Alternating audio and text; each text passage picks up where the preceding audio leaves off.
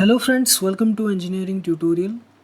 So we'll continue our discussion related to biomedical instrumentation, and so far in the previous videos we were discussing about the measurement of pressure in biomedical instrumentation.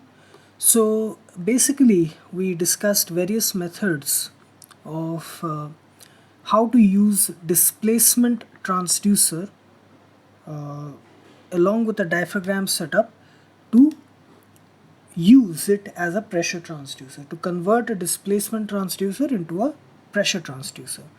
So this is the basic principle. So it has two main sensing elements: a primary sensing element, which is the diaphragm, connected to the source of pressure, the body part where the pressure is to be monitored, and the other end is connected to the displacement transducer. Now the diaphragm responds to fluctuations in the body pressure in the specific body part. It undergoes compression and expansion, and as a result of this, the displacement transducer undergoes movement and produces an electrical signal, voltage or current signal.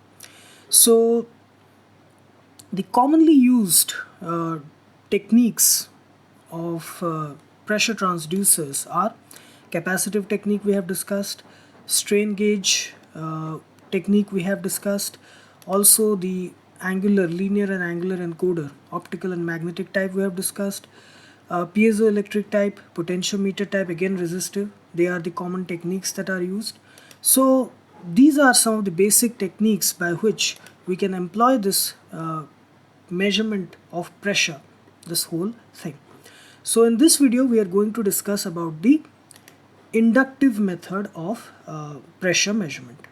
Okay, so the inductive method of pressure measurement involves the use of a inductive displacement transducer.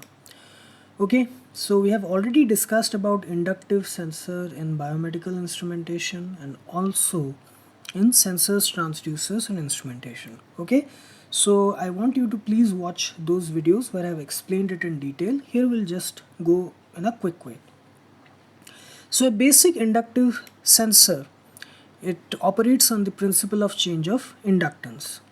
So here the inductive sensor, it consists of three main parts: a ferromagnetic core, okay, then we have a ferromagnetic armature, movable type, and another important factor which plays an important role here is the air gap. Okay, the gap between the core and the armature, the movable armature, which changes. Now this movement of armature, it contributes to a change in the reluctance, and reluctance causes a change in inductance. Okay, so what is reluctance? Reluctance is the property of a magnetic circuit which provides opposition or resistance to the flow of magnetic flux. So it is similar to resistance in an electric circuit. Resistance opposes current, reluctance opposes flux.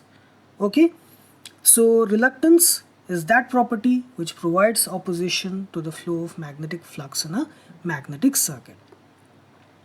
Now it is given by R, which is given by L by mu 0 mu r A, where L is the length of the flux path, mu 0 is the absolute permeability, mu r is the relative permeability of the material, and A is the area of the flux path in any magnetic circuit consisting of a core, armature, number of turns of coil which is wound over it. Now, how is reluctance related to inductance? So what happens is that let the flux linkage, okay, the flux, magnetic flux linking with each coil turn be phi. That is given by Ni by R, where N is the number of turns of coil, I is the current flowing through the coil, and R is the reluctance. That is the flux linkage with each coil. Now there are N turns of coil. So for each N turn, the total flux, that is given by capital N, which is N phi. Okay, N number of turns multiplied with phi, flux linking with each coil, that is given by N square I by R. Now, the self-inductance is given by L is equal to total flux by I, which is equal to N square by R. So this is a very important relationship, okay, which links inductance with reluctance, okay, which links inductance with reluctance, self-inductance L with reluctance R. So this is a very important relationship. Now, so here we have established an important relationship between inductance and reluctance. Now, for this sensor, which the inductance sensor which we are using, here the reluctance of this whole device, it consists of 3 individual reluctances. Okay, that's why I have written here R total, because it is composed of 3 different reluctances. So the total sensor inductance, self-inductance, is dependent on the total reluctance. So that total reluctance consists of core reluctance, okay, this semicircular core reluctance, then armature reluctance, and then air gap reluctance. Here the core and armature reluctance, they are fixed. This one is variable. The air gap reluctance is variable. Core and armature reluctance is fixed. Air gap reluctance is variable. So it is this air gap reluctance which causes a change in the inductance, and that change in inductance causes a change in EMF. So the air gap reluctance is given by 2D by mu 0 pi r square. Here D is the air gap distance, okay, which changes. So this armature, movable armature, is connected to the diaphragm. This movable armature is connected to the diaphragm. Diaphragm is connected to the source of pressure, the body part. So whenever body pressure fluctuations happen, the diaphragm, it undergoes expansion or compression. As a result of that, because of this movement of the diaphragm, this movable armature, it moves to and fro towards the core or away from the core. This movement of the armature, it causes change in the air gap distance D. That change in air gap distance causes a change in the air gap reluctance as per this relationship, 2D by mu 0 pi r square. Now that change in air gap reluctance causes a change in the sensor inductance. So please establish the links, how one parameter is connected to the other. That is all in instrumentation. Utilizing one fluctuating parameter which is dependent on some other parameter, physical parameter, and then using that through proper signal conditioning to get us an electrical output, be it in the form of voltage or current. Now the sensor inductance changes as per this relationship.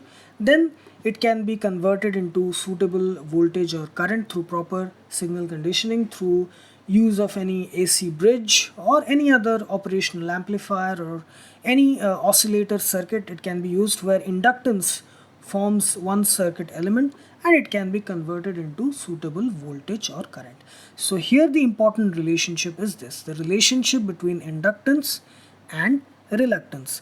As reluctance is dependent on the air gap, the movement of armature, which causes a change in air gap, that causes a change in the sensor inductance, and that sensor inductance is converted through proper signal conditioning into suitable voltage and current, and then that is converted into digital form.